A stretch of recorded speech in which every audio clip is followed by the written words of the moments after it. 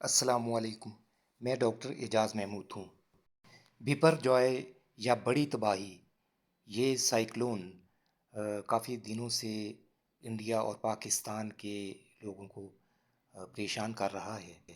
آج شام پاکستانی وقت کے مطابق 6 بجے بپر جوائے انڈیا کی ریاست گجرات کے رن کچھ کے علاقہ میں ساحل پہ ٹکرا چکا ہے، اور اس کے بعد اب اس کا سینٹر تقریباً 11:30 بجے تک وہ مکمل طور پہ انڈیا کی اس ریاست کے ساحل پہ پہنچ جائے گا۔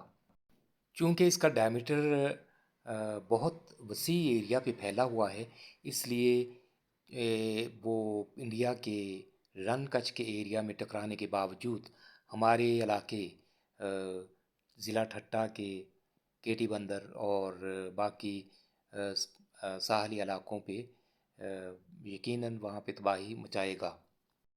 بپر جوائے عریبین سی میں شروع ہوا، اس کے بعد یہ مشرق کی طرف انڈیا کے ساحل کی طرف موو کرنا شروع ہوا، اور اس کے بعد اس نے انڈیا کے ساحل کے ساتھ ساتھ شمال مغرب کی طرف حرکت کرنا شروع کی، اور انڈیا کے ساحل کے ساتھ ساتھ چلتا ہوا اس کا رخ کراچی کی جانب تھا۔ لیکن اس کے بعد آج صبح اس نے اپنا رخ تبدیل کیا، اور شمال مغرب کی بجائے یعنی کراچی کی طرف آنے کی بجائے اس کا رخ انڈیا کی طرف ہو گیا، اور یہ انڈیا کے علاقہ رن کچھ کی طرف موو کرنے لگا۔ آج پاکستانی وقت کے مطابق 6 بجے یہ انڈیا کے علاقہ رن کچھ کے ساحل سے ٹکرا گیا۔ سائیکلون کا محیط ایک بہت وسیع رقبہ پہ پھیلا ہوا ہوتا ہے، اس وجہ سے انڈیا کے ساحل کے ساتھ ٹکرانے کے باوجود اس کا پاکستانی علاقے میں تباہی مچانا بعید از قیاس نہیں ہے۔ انڈین ڈیزاسٹر مینجمنٹ ڈپارٹمنٹ کے مطابق آج شام 6:30 انڈیا کے وقت کے مطابق 6:30 بپر جوائے وہاں ساحل سے رن کچھ کے ساحل سے ٹکرایا۔ اللہ پاک کا شکر ہے کہ اللہ پاک نے پاکستان کو اس بڑی تباہی سے محفوظ رکھا ہے۔ یہ سمندری طوفان کیسے آتے ہیں، اس کی تفصیل پہ غور کرتے ہیں۔ آپ نے دیہاتوں میں گرمی کے موسم میں ایک ہوا کا چکر، جسے پنجابی میں باورولا یا واورولا کہتے ہیں، اردو میں گردباد کہتے ہیں، اور انگلش میں اسے ٹارنیڈو کہتے ہیں، وہ تو دیکھا ہوگا۔ یہ ٹارنیڈو یا باورولا سمندری سائیکلون کی ہی ایک شکل ہوتی ہے۔ اسے سمجھنے کے لیے آپ ذرا غور کریں کہ آپ نے دیکھا ہوگا بلینڈر میں لیکوڈ کی حرکت کیسے ہوتی ہے۔ ہر کسی نے اپنے گھر میں بلینڈر یوز کیا ہے، اور ہائی سپیڈ پہ چلتے ہوئے آپ کو پتہ ہے کہ لیکوڈ جو ہے وہ بلینڈر کی دیواروں کے ساتھ چلتا ہوا اوپر کی طرف موو کرتا ہے۔ فرض کریں آپ ملک شیک بنانے کے لیے اس میں دودھ اور کوئی پھل وغیرہ ڈالتے ہیں، اور اس کو ہائی سپیڈ پہ چلا دیتے ہیں، تو آپ دیکھتے ہیں کہ دودھ جو ہے وہ جگ کی سائڈز پہ بالکل اس کے اوپر منہ کی طرف آ جاتا ہے۔ دودھ جگ کی سائڈز پہ اوپر کی طرف اس لیے چڑھ جاتا ہے کیونکہ اسے بہت تیز چکروں میں اور کوئی راستہ نہیں ملتا، راستہ ہوتا ہے تو صرف اوپر کی طرف۔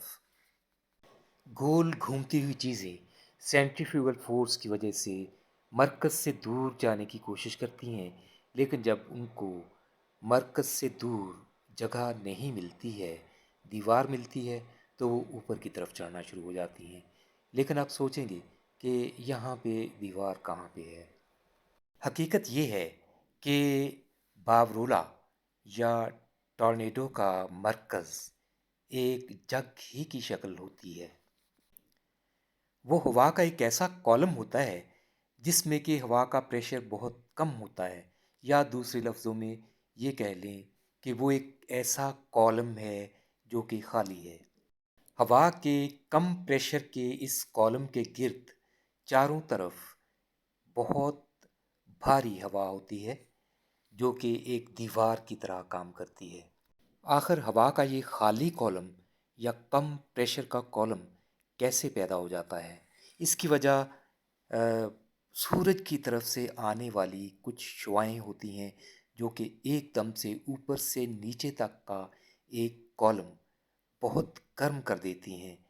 جب وہ شعاعیں اس ایک کالم کی شکل میں نیچے آتی ہیں تو پورے کالم کو گرم کرتی ہیں اور وہ کالم جو ہے وہ کم پریشر کا کالم بن جاتا ہے۔ سورج کی ان تیز شعاؤں کا کالم کہاں سے آ جاتا ہے؟ آپ نے سنا ہوگا کہ ہماری ایٹماسفیئر میں اوزون کی ایک تہہ ہے اوپر جس میں سوراخ ہو رہے ہیں۔ وہ اوزون سورج کی شعاؤں کو روکتی ہے اور جہاں پہ سوراخ ہیں وہاں سے وہ شعاعیں نہیں رکتی، وہاں سے وہ نیچے زمین کی طرف آتی ہیں، اور جس ایریا میں سوراخ ہوتا ہے وہاں سے جو شعاعیں نیچے آتی ہیں وہ اس ایریا کے کالم کو، ہوا کے کالم کو وہ ایک دم سے تیز گرم کر دیتی ہیں۔ اس کالم کے ایک دم تیز گرم ہونے کی وجہ سے اس کالم کے اندر پریشر کم ہو جاتا ہے اور اس کے باہر کی طرف جو ہوا ہوتی ہے وہ بھاری ہوتی ہے، ٹھنڈی ہوتی ہے، تو اس لیے وہ ایک دیوار کا کام کرتی ہے۔ کم پریشر کی طرف باہر سے ہوا اندر کی طرف فلو کرتی ہے، اس طرح سے ایک ہوا کا چکر بن جاتا ہے۔ باہر کی بھاری ہوا جگ کی دیوار کا کام کرتی ہے اور اندر جانے والی ہوا گرم ہو کر گھومتے ہوئے جب اس دیوار سے ٹکراتی ہے تو اوپر کی طرف اٹھنا شروع ہو جاتی ہے اور وہ ساتھ زمین سے اور چیزوں کو بھی اٹھا لیتی ہے، اور جب سمندر میں ہوتی ہے تو وہ سمندر میں پانی کو اوپر اٹھاتی ہے اور اپنے ساتھ پانی کی ایک بہت بڑی مقدار جو ہے وہ اوپر فضا میں لے جاتی ہے، جو اوپر جا کر بادل بن جاتے ہیں، اور بادل پھر اسی ہوا کی موومنٹ کے ساتھ خشکی کی طرف آ جاتے ہیں اور ہمیں بارش مہیا کرتے ہیں۔